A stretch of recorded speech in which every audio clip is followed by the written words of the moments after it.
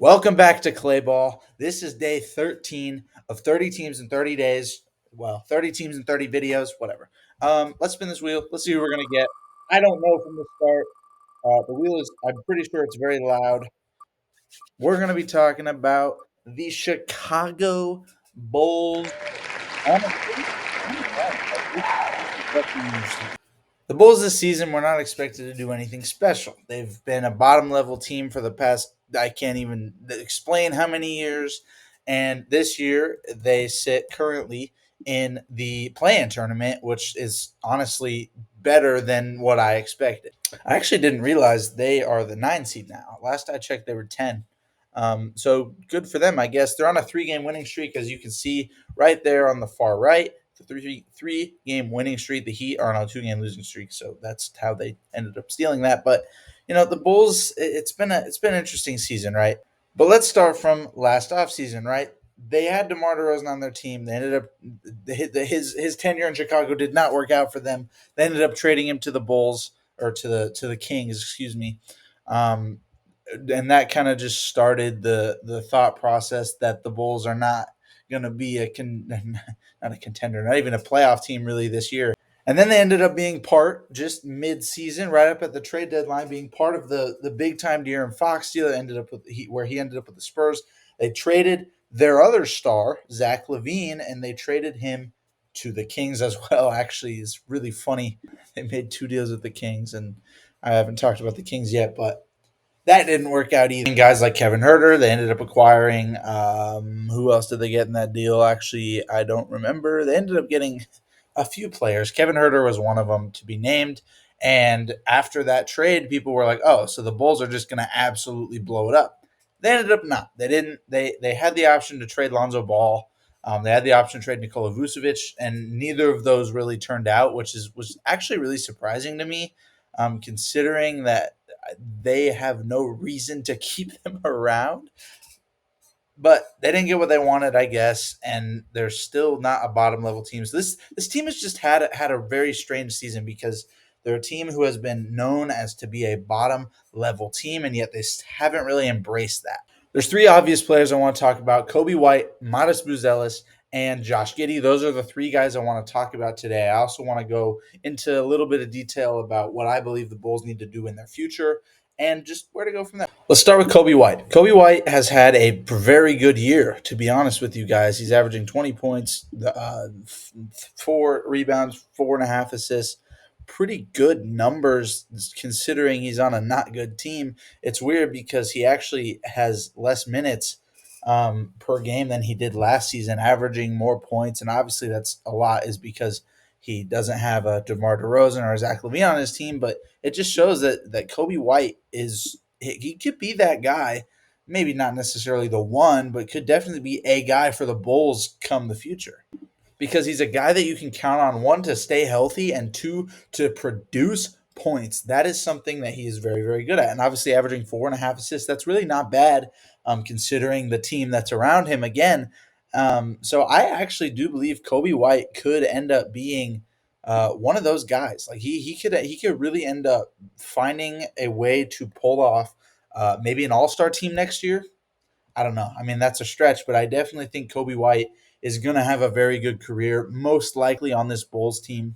So I don't have too much to say about Kobe White, but let's change the subject. Let's talk about Josh Giddey, because Josh Giddey has had a very weird season, and to be honest with you, it started. All of this whole Josh Giddey stuff started with this trade, right? We all know about the drama that happened.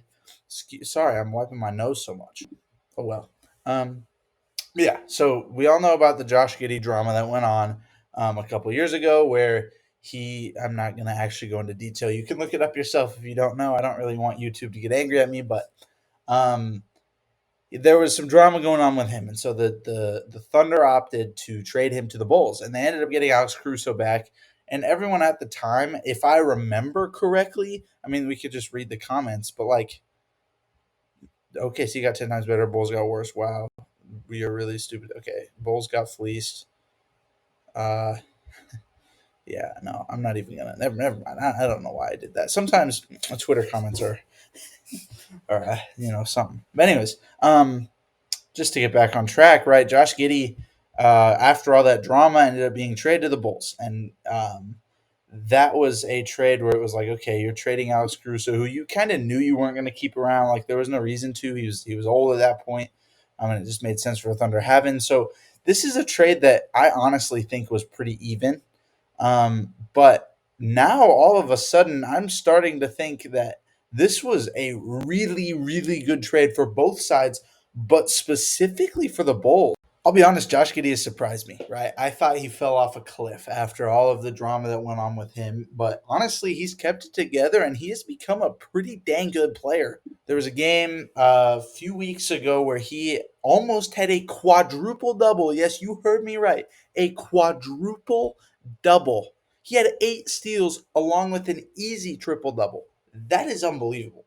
And no, I'm not making this up. Josh Giddey just short of a quadruple double, 15 points, 17 assists, 10 rebounds, and 8 steals against the Lakers. And I know Lakers fans are going to go berserk because, oh, Josh Giddey overperformed because he's playing our team. No, here's the thing, right? This game doesn't necessarily define an entire season for a player, but what it does do, it does something in your brain where it's like, oh dang, like this dude has a chance to be good for a long time if he stays in Chicago and keeps improving. He's 22 years old. This man is 22 years old. He is as young as they come, and I'll tell you what, he has a bright future ahead of him, assuming he doesn't do anything stupid down the line. Going along the lines of the age thing with Josh Giddey, that sounded bad because of Josh Giddey and his whole. Anyways, there was a report that came out forever ago that I found from Bleacher Report. I believe it was Bleacher Report. Let me go find it. Sorry, I'm still cracking up about that comment I made about the age thing. Um, I didn't mean to transition like that, but I'm trying to talk about how young this team is. All right, Modest Buzelis. This was July 7th, 2023.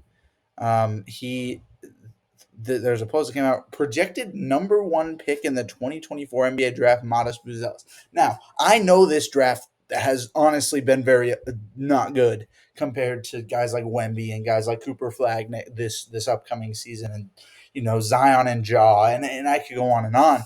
But and I know this draft class is going to be underwhelming, so number one pick in general doesn't necessarily, for this draft class doesn't seem too hot, but this is really interesting to me because Modest Buzelis was apparently at one point in time considered to be one of the top one prospects projected picks in the 2024 draft. Now, again, I say this over and over. No, that does not mean that he's automatically going to be good because of this report in 2023 randomly by ballislife.com, but what it does say is they have a lot of potential on this team.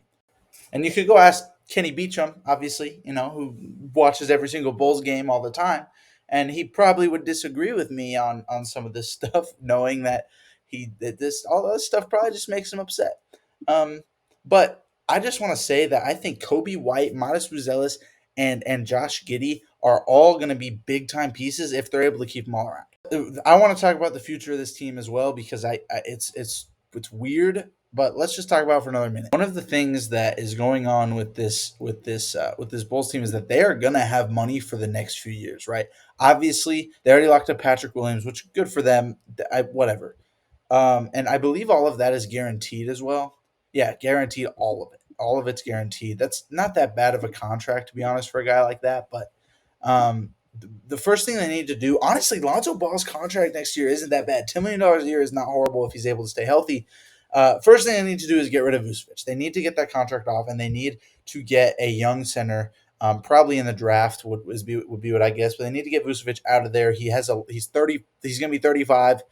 Old man. Kevin Herter also needs to go. Zach Collins also needs to go. Those are contracts that they just don't need on this team. They need to be able to build around Kobe White. They need to build, and they'll extend him, I'm sure. Josh Giddey, again, they'll extend him, I'm sure.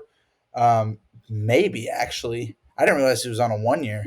Changes a lot of things. But yeah, maybe Bulls basketball will come back and be fun with I don't know why my thing moved anyways. But let me know what y'all think. I actually think the Bulls' future is a lot brighter than a lot of people make it out to be.